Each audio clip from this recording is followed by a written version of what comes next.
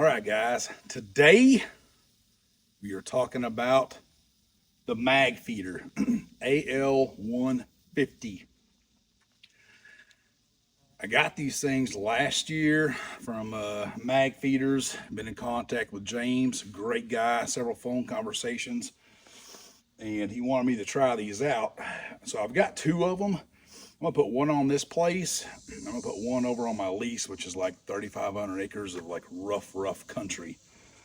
Kind of excited to see what these things can do.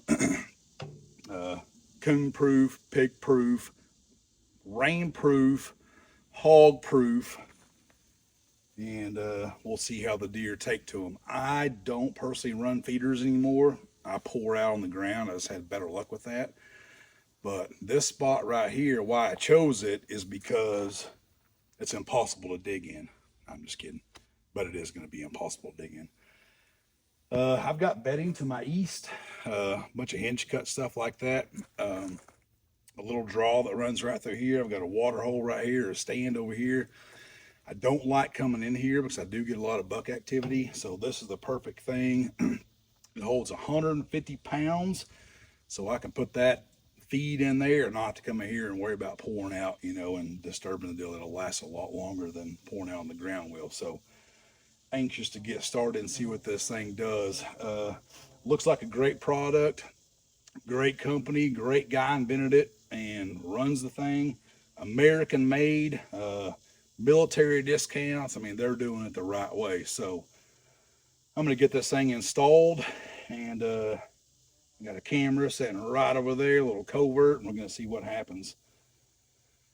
Let's get to digging. Here we go. All right, here's what's needed to install. I've got a rock bar with a tamper end on it, shovel, pulse hole diggers, some screws, a chainsaw in case I need to trim, screw gun, tape measure, and a level.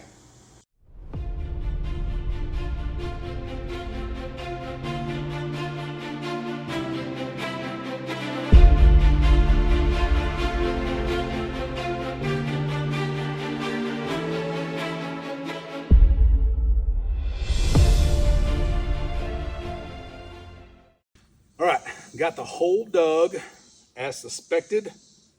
Lots of rocks, but I'm down about 30 inches. You want the top of the feed tray to be between 38 and 40.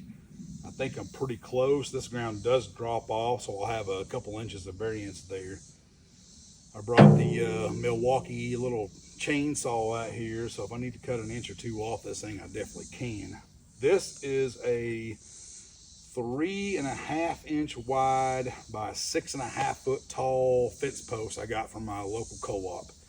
Fits perfectly into the feeder. You slide it up, put some screws in it. So they recommend 2 feet deep on this thing. I'm over that, so I think it'll be even more sturdy.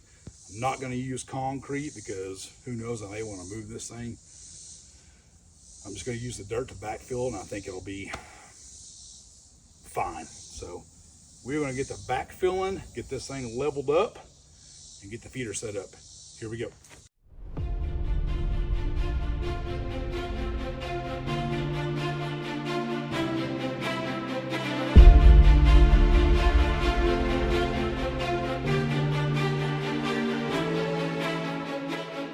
Got the post installed.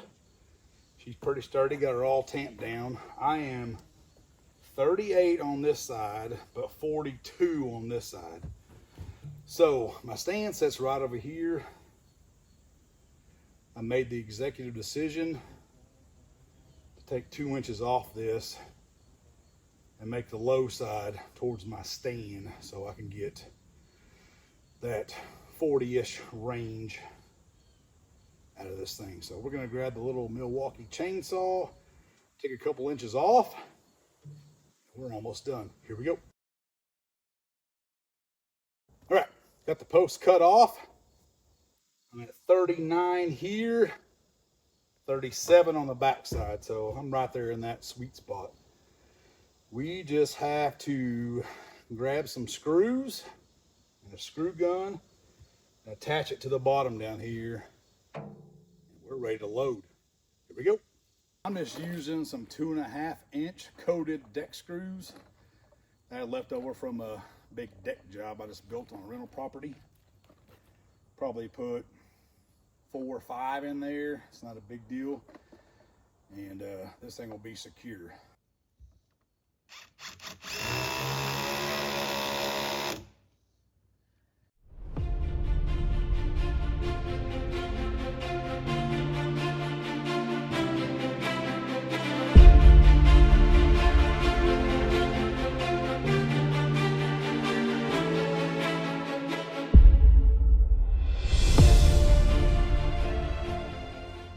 All right, we got some corn.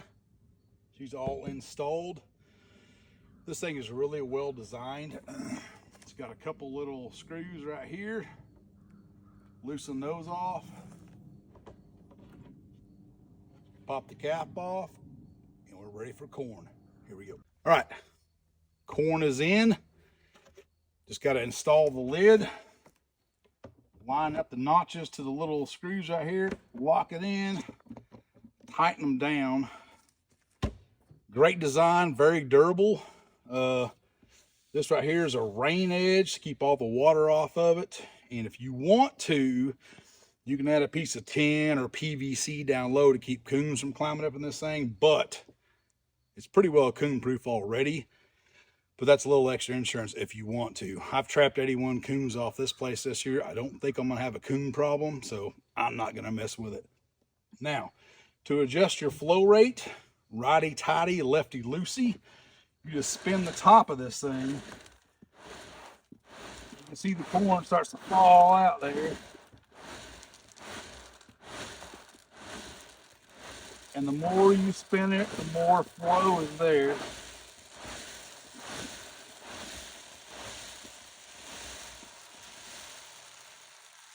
I'm gonna leave mine about right there.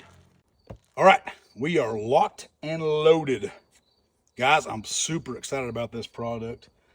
I think it's gonna be a game changer. These spots that you don't want to go into and intrude to pour out. I'm a big pour out guy. I just pour it on the ground. I think I've had better luck doing that versus battery powered feeders. I feel like that scares bucks off. This will not. So, super excited about trying it here. I've got another one I'm gonna put over on my lease.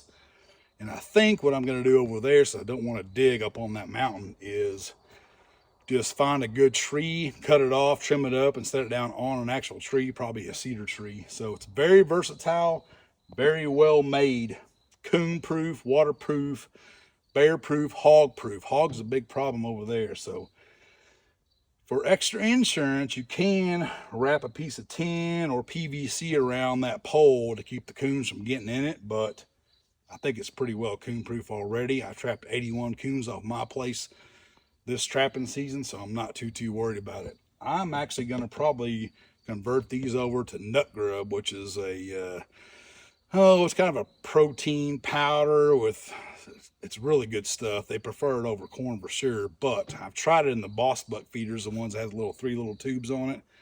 Deer won't touch it. I think they'll definitely touch it in this deal right here. So check them out, magfeeders.com. James is a great guy. Got a great product. Can't wait to share some photos. Guys, thanks for watching.